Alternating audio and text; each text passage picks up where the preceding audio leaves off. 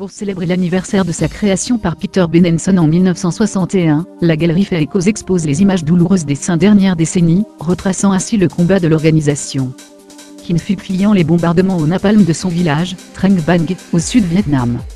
La photographie, prise le 8 juin 1972, est devenue une image tristement emblématique de la guerre du Vietnam. Kim Phuc est aujourd'hui installée au Canada, et est devenue ambassadrice de bonne volonté de l'UNESCO. Photo de Nick Hutt, agence SIPA. Toujours en rapport avec le conflit vietnamien, cette image est devenue un symbole des manifestations pacifiques aux États-Unis. Prise le 21 octobre 1967, elle montre une nouvelle forme de contestation, qui a marqué la fin du XXe siècle. Photo de Marc Ribou, agence Magnum Photo. L'exposition revient surtout sur les événements marquants de ces 50 dernières années, comme les manifestations de la place Tiananmen à Pékin.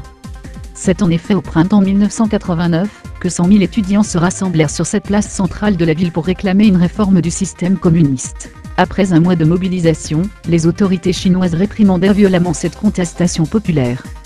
Photo de Stuart Franklin, agence Magnum Photo. En 1968, l'opinion américaine est bouleversée par cette image choquante d'un officier vietcong exécuté en pleine rue par le chef de la police sud-vietnamienne. Par la suite, la mobilisation pour la paix au Vietnam deviendra de plus en plus forte. Photo d'Eddie Adams, agence SIPA. Le 23 octobre 1988, John Vink est en reportage au Sud-Soudan, pays massivement touché par la guerre et la famine. La plupart des enfants sont sous-alimentés, portés car trop faibles pour parcourir les 300 mètres, qui les séparent du centre alimentaire. Photo de John Vink, agence Magnum Photo.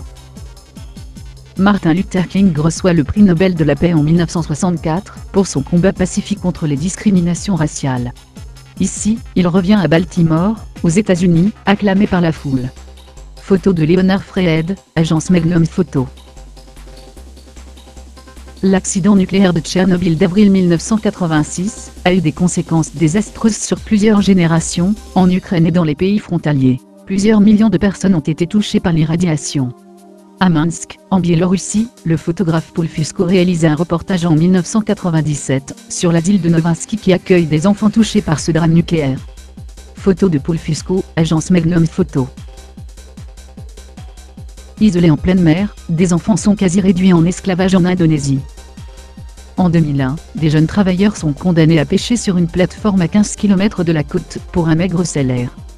Photo de Francesco Zizola, agence Nourimage. En juillet 1962, l'Algérie devient indépendante après un long conflit avec la France qui débuta en 1945. La veille du référendum, qui signale l'indépendance de l'Algérie anciennement colonie française, des femmes posent devant l'objectif de Marc Ribou, alors que les murs sont déjà marqués du futur choix des Algériens. Photo de Marc Ribou, agence Magnum Photo. Depuis 1977, chaque jeudi est marqué par un rassemblement important, les maires de la place de Mai manifestent devant le palais gouvernemental de Buenos Aires pour réclamer leurs proches disparus. Photo de Patrick Zachman, agence Magnum Photo. Une victime parmi tant d'autres, en Angola. Ce sont en effet plus de 100 000 personnes, qui ont été touchées par les mines antipersonnelles depuis 1965. Amnesty International se bat pour faire interdire ces mines, et faire reculer le nombre de victimes. La Convention d'Ottawa, datant de 1999, a permis d'endiguer ce phénomène, mais de nombreux pays comme la Russie, les États-Unis ou la Chine n'ont toujours pas signé la Convention. Photo de Jeanne Evelyn Atwood, agence U. Depuis les attentats de septembre 2001, la guerre contre le terrorisme est fortement présente. Le centre de détention de Guantanamo enferme les ennemis combattants au mépris des règles élémentaires du droit international. Même si l'actuel président des États-Unis, Barack Obama, a signé un décret de fermeture de ce centre, le Sénat bloque son application. Photo de Paolo Pellegrin, agence Magnum Photo.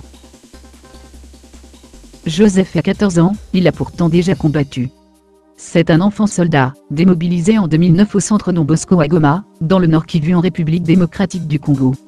Le pays a connu de violents combats en 2008, où de nombreux enfants parfois très jeunes furent enrôlés.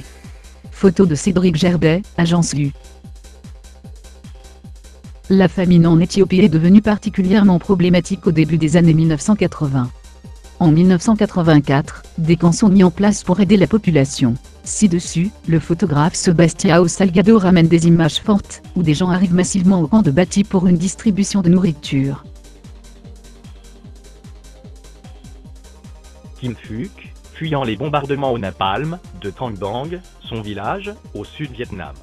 La photographie, prise le 8 juin 1972, est devenue une image tristement emblématique de la guerre du Vietnam.